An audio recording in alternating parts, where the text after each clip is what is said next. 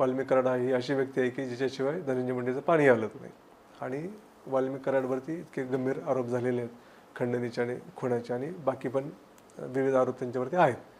असा माणूस जर आपला इतक्या जवळची व्यक्ती आहे, धनंजय मुंडे मान्य करतायत, तरी पण मग देवेंद्र फडणवीस जे स्वतःची मिस्टर क्लीन अशी इमेज करतायत किंवा मी नो टॉलरन्स आहे, मी भ्रष्टाचार किंवा गैरव्यवहार काही खपून घेणार नाही, OSDP नेमण्यावरनं पण ते खडे बोल सुनावले होते. तर अशी व्यक्ती यांचा राजीनामा का घेत नाही? किंवा अजित पवार जे स्वतः म्हणतात की मी शब्दाला खूप पक्का आहे, एक गाव दोन तुकडे करतो आणि कुठलाही गैरप्रकार मी खपवून घेत नाही, अशी इमेज असणारी व्यक्ती मग धनंजय मुंडेंच्या बाबतीत इतकी मवाळ का आहे?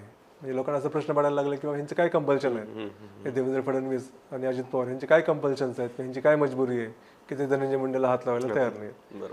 एक तर त्यातलं हे होतं की यातलं काही जातीचं गणित आहे किंवा वोट बँकेचं राजकारण आहे की मराठा विरुद्ध OBC असं तिथं राजकीय वाद असल्यामुळं हे टाळत असतील. जसं संजय राठोडच्या प्रकरणामध्ये मग बंजारा समाज आपल्या विरोधात जाईल अशी भीती होती, त्याच्यामुळे त्यांचा राजीनामा टाळला गेला किंवा त्यांना एक प्रकारे अभय दिलं गेलं. तसंच या प्रकरणामध्ये होईल असं लोकांना वाटत होतं. पण